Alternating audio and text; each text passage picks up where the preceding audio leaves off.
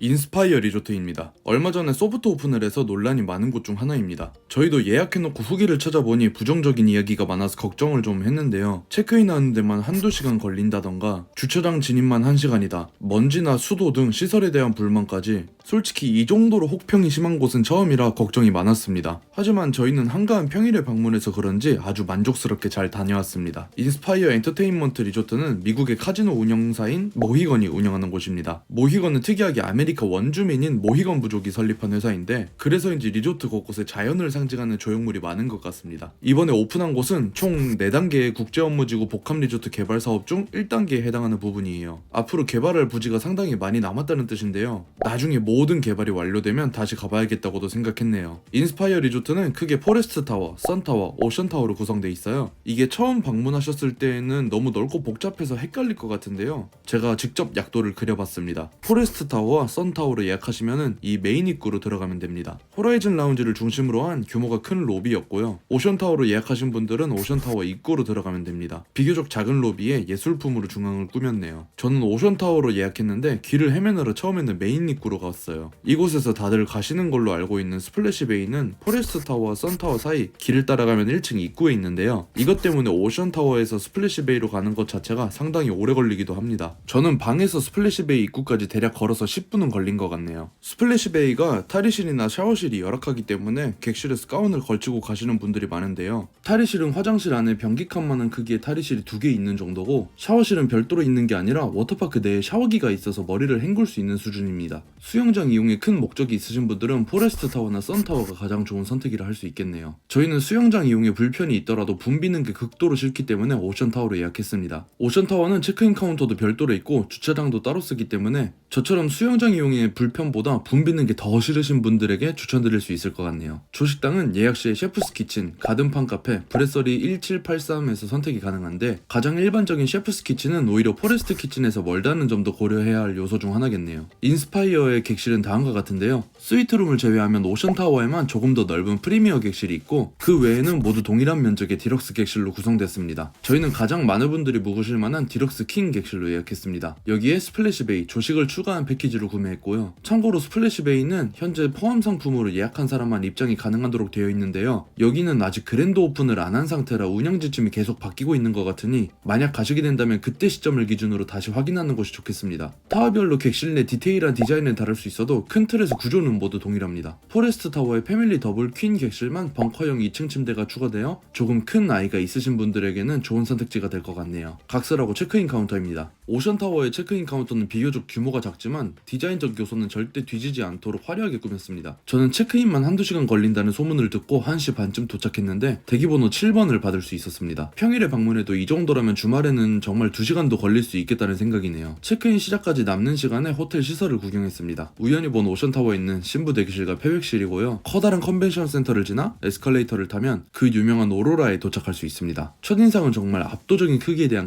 감탄이었습니다. 물론 몇 분이고 보고 있다 보면 나오는 영상은 매시 정각과 30분에 진행되는 미디어 쇼를 제외하면 똑같고 지루하기 때문에 금방 질리는 것 같기도 합니다. 그럼에도 불구하고 정말 압도적인 규모 때문에 한 번쯤은 직접 볼 만한 가치가 있을 수도 있겠다는 생각입니다. 이게 지금은 동일한 영상이 나오고 있지만 당연히 시간이 지나면서 새로운 영상도 추가되고, 미디어 쇼도 지금 진행하고 있는 고래 이야기가 아닌 다른 새로운 것도 등장할 수 있겠죠? 이 오로라에는 비교적 캐주얼한 요리집들이 주로 있는데요. 그 유명한 마이클 조던 바도 있고요. 다만 여기 집들 모두 평이 엄청 좋은 편은 아니기 때문에 참고하셨으면 좋겠습니다. 여기서 남쪽으로 가면 오로라를 구경하러 온 분들을 위한 입구가 있고, 북쪽으로 가면 LED로 만든 샹들리에인 로툰다와 공연장인 아레나 입구가 있습니다. 이 친구는 딱히 언제 움직이고 언제 어떤 영상이 나오는지 패턴을 전혀 파악하지 못했는데요. 아무 때나 와도 대충 움직이고 있으니까 구경할 만한 재미는 있는 것 같습니다. 이 로툰다를 기점으로 선타워 방향으로 가면 아직 대부분의 점포가 오픈도 안 한 작은 쇼핑몰이 있고요. 각 분기점마다 미술작품을 설치한 모습이 이 리조트가 어떤 컨셉인지 확실하게 체감하게 됩니다. 이 정도 구경하고 있으면 체크인 순서가 다가왔다는 날림이 옵니다. 새삼 여기가 얼마나 넓은지 다시 실감하게 되네요. 체크인을 하면서 웰니스 클럽의 수영장을 이용할 시간을 예약하게 되는데요. 이건 수영장 이야기할 때 다시 이야기하도록 하고요. 체크인을 마치고 엘리베이터입니다. 바깥에는 엄청 화려하게 꾸몄는데 엘리베이터는 딱히 신경을 안 쓰는 듯한 모습이고요. 저희는 이게 운이 안 좋은 건지 좋은 건지 맨 끝방을 배정받았습니다. 객실입니다. 무난한 호텔 디럭스 룸이에요. 오션타워라는 이름에 걸맞게 파란색으로 차분하게 디자인한 모습이고요.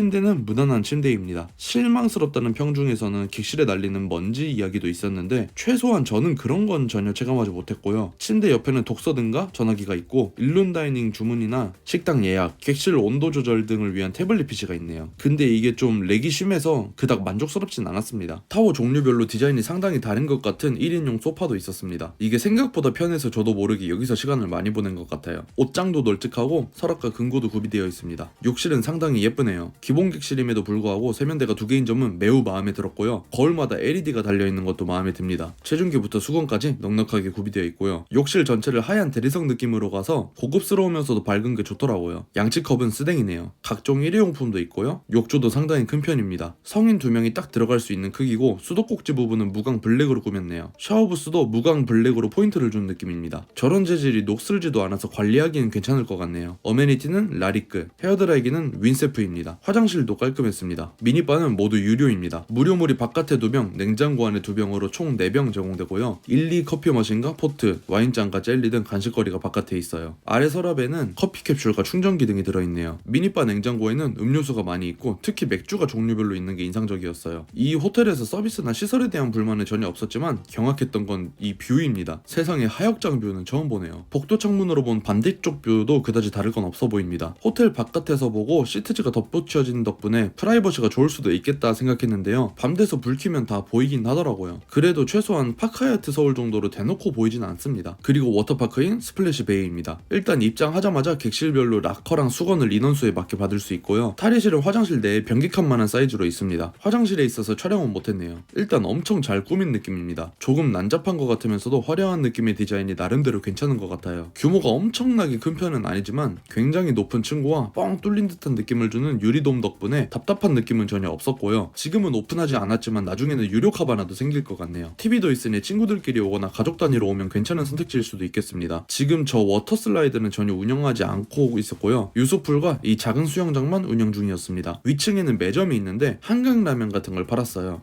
군것질거리라기보다는 정말로 출출할 때 먹을 만한 메뉴와 음료 위주로 구성되어 있네요. 엄청 화려하고 규모도 작진 않지만 그렇다고 규모가 큰 것도 아니고 유소풀 외에는 딱히 놀만한 것도 없어서 아쉬웠네요. 아마 소프트 오픈 기간이라 그런 것 같은데 나중에 슬라이드도 오픈하고 비어있는 식은 매장들도 오픈하면 풍경이 상당히 달라질 것 같긴 합니다. 다만 무엇보다 열악한 탈의실과 샤워시설 때문에 꼭 가야 하는 곳이라 추천하기에는 애매합니다. 그랜드 오픈 이후의 모습을 지켜봐야 할 것 같아요. 웰니스 클럽에는 사우나, 수영장, 헬스장이 있는데요. 사우나는 탈의실에 건식 사우나 1개실이 있는 정도라 패스하고 수영장을 갔습니다. 저녁 식사 이후 시간대로 갔는데 사람이 너무 많아서 아무것도 못하겠더라고요. 직원한테 말씀드리니 배려해주셔서 다음날 오전에 다시 갈 수 있었습니다. 전형적인 호텔 수영장 모습이고 운동하기에 충분한 길이와 너비를 갖추고 있었습니다. 선베드도 넉넉하게 있어서 쉬는 데에도 문제없이 쾌적하게 쉴 수 있고요. 헬스장은 매트릭스에 꽤 좋은 기구들이 배치되어 있습니다. 인바디 기기와 혈압 측정기, 신장기까지 있습니다. 스트레칭 존은 문을 따로 두고 독립되어 있는 것도 상당히 마음에 들었던 점 중 하나입니다. 규모가 크진 않지만 이런 세세한 디테일들이 상당히 마음에 들었던 곳입니다. 야식으로 치킨을 먹었어요. 오로라에 있는 하이파이입니다. 가격은 비싸긴 하지만 호텔에 있는 업장치고는 싼 편이기도 하고 주변에 나갈 곳이 마땅치 않기 때문에 야식으로 괜찮은 선택일 수 있을 것 같습니다. 저희는 마늘간장 소스 치킨을 먹었는데 웰빙 치킨 같은 느낌이었어요. 맛은 있는데 뭔가 정직한 것 같은 그런 치킨 맛이었는데요. 나쁘지 않았습니다. 이제 조식입니다. 조식당은 상당히 놀라울 정도로 규모가 상당한데요. 저희는 일부러 7시 전에 방문했기 때문에 한적하게 식사를 할 수 있었지만 일부 중간인 7시 반부터 8시쯤이면 갑자기 사람이 확 늘어납니다. 2부인 경우에는 상당히 붐빌 수도 있겠네요. 먼저 자리입니다. 음료가 있는 건 먼저 봤는데요. 조식당의 기본인 과일 주스와 탄산음료도 종류별로 있고요. 맥주가 있는 건 여러 의미로 상당하네요. 우유도 기본 우유, 저지방, 무지방, 두유까지 있지만 따로 각종 유제품이 가득한 냉장고가 있고요. 그 옆에는 과일 있는 냉장고, 샐러드 정도 냉장고에 있습니다. 저 냉장고 외에도 냉채 요리는 매우 다양하게 구비되어 있고요. 일단 여기서부터 벌써 음식 가짓수가 엄청 많구나 느껴지는데요. 계란 요리를 해주는 섹터에는 이런 신기한 음식도 있고요. 육류는 소세지나 베이컨 같은 조식당스러운 메뉴 외에도 브리스킷까지 있어요. 세상에. 그릴존인 것 같은데 채소도 다양하게 있고요. 끝쪽에는 풀드포크, 그 옆에는 풀드포크에 곁들일 수 있는 소스와 탄수화물까지 있네요. 만두도 꽤 괜찮은 수준의 것들로 구비되어 있었습니다. 소세지를 종류별로 구비한 냉장고도 있고요. 누들 스테이션에서는 쌀국수를 해주십니다. 그 옆에는 볶음밥을 비롯한 다양한 중식 요리들이 있고 차슈도 있습니다. 고기 요리가 다양한 건 정말